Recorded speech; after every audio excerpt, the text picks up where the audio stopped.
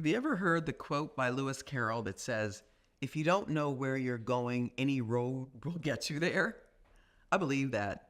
As I say in my book, Career Mapping, Charting Your Course in the New World of Work, there are no shortcuts. You must assess your starting point and be willing to read the signs and decode aspects of your past, as well as establish targets for your future in order to create your own unique career map. Hi, I'm Jenny Clark, a conscious leadership expert who spent 2 decades in executive recruiting and talent management. Having worked with giants like Google, Spencer Stuart, I discovered that the secret to transformative leadership lies in the 5 dimensions of conscious leadership. And I'm here to help you unlock your full potential. Join me on this channel as we embark on an honest and vulnerable journey together to become the kind of leader that genuinely inspires organizational transformation. I've got a little career boosting secret for you. Do you want the inside scoop on leadership plus some juicy tips and hot takes you won't hear anywhere else? I've got a newsletter that's basically your personal career coach in your inbox. Just click the link below in the description to join in. Oh, and if you're loving this content, I know you are, click that subscribe button. It's like giving me a virtual fist bump, ensuring you won't miss out on any future videos. To address different levels or stages of one's career, I created 5 different categories of job seekers and career changers. Entry level, mid-level, executive level, encore level, and detour route. Most are pretty self-explanatory, but check out the book for specific descriptors of each level. Here's the one for detour. This person is challenged by having been out of the job market for a year or more due to a layoff, downsizing, or personal need like child rearing or an illness. They could be returning from a sabbatical, from running a family business, or from military service, which took them off course. This person might be starting a business after having led a more traditional job, or maybe looking for a traditional job after having been self-employed for some time. From detour, I'm updating the reference to pivot. And in this second of 2 videos on pivoting, I'm going to focus on 2 common scenarios: changing sectors or functions. I mentioned in part 1 that I have changed functions 4 times and sectors 4 times. So much of the trick here is mindset. It's about transcending the limiting belief that I have to keep doing what I've been doing as though I'm on this singular linear path that hopefully trends upward as I become more senior. Watch and learn that you can do pretty much whatever you want to do with your career. It takes discipline, focus, and some courage. Fear not, you have a guide. Me. Let's start with an example of someone seeking to pivot to a new sector or industry. Andrew's parents were immigrants who came to the U.S. to provide their children a better life, starting with an education. They drilled into the children that education was the key to success, and Andrew and his 2 siblings took it seriously. The parents took on debt, while the children were awarded some scholarships, worked, and saved to pay for school. And all 3 finished college, graduate school, and 2 have PhDs, including Andrew. He was an attractive candidate on paper and had offers from top consulting firms, landing at the number 2 firm in the country. He did well, and after about 9 years, was asked to follow one of his managers to a startup where he hoped to leverage some of the research he'd done in school, convinced that he could add value to the startup and have positive impact, allowing more people, like some of his relatives, greater access to healthcare. Fast forward about 5 years. While the startup was taking off, Andrew felt he had stalled, and the manager he followed wasn't leveraging him to the extent he had hoped. He decided to start looking for another job. With his educational pedigree and brand name employers, he would be an attractive candidate.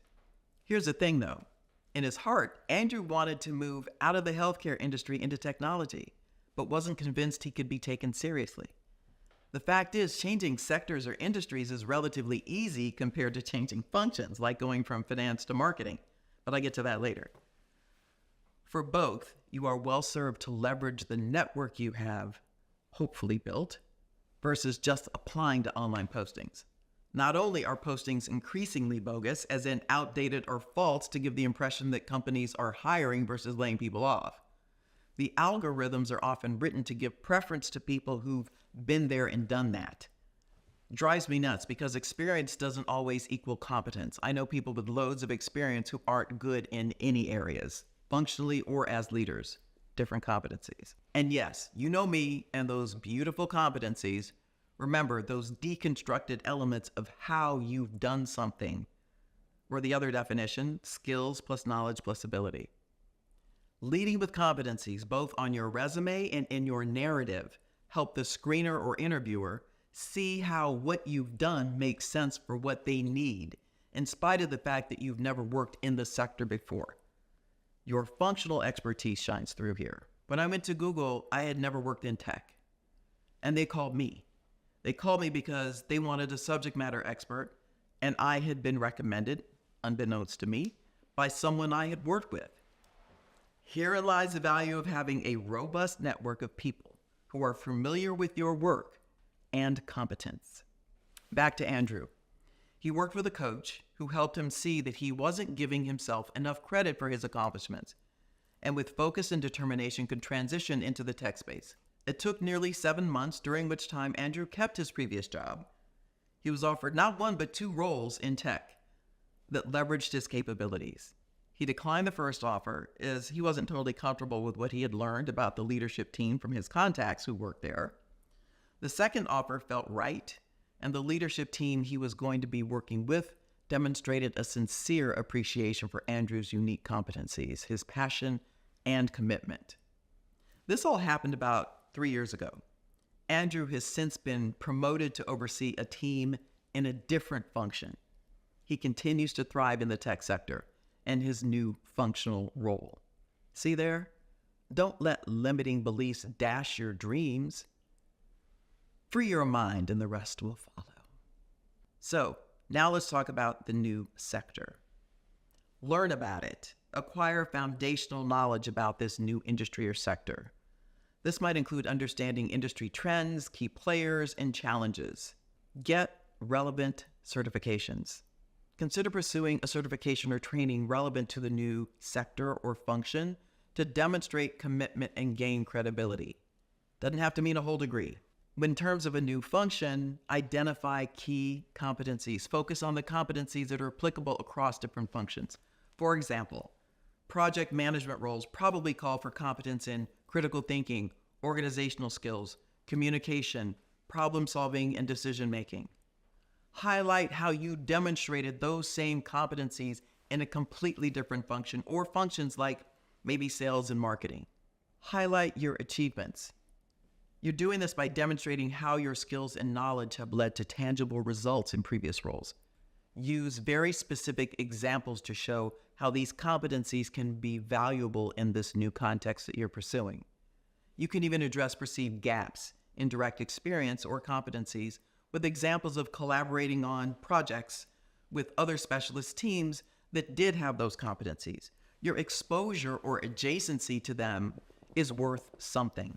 Lastly, adapt your resume, customize it, and a cover letter to emphasize these transferable competencies and how they align with the new function or role. Here's what I want you to take away. Whether you're seeking to change industry sectors or functions, build relationships by connecting with professionals in the new sector or function to gain insights and advice. Networking can also provide opportunities for referrals or introductions. Seek informational interviews. Conduct informational interviews with people who have made similar transitions or are established in the new field, as well as executive recruiters. In my experience as an executive recruiter, it was harder to sell my clients, meaning the employers, on people changing functions versus people new to the industry sector. But it can be done if you have a compelling narrative, strong references, conviction, and confidence. Reframe your experience. Present your previous experiences in a way that highlights its relevance to the new role. Focus on how your past achievements and competencies can solve problems or add value in this new context.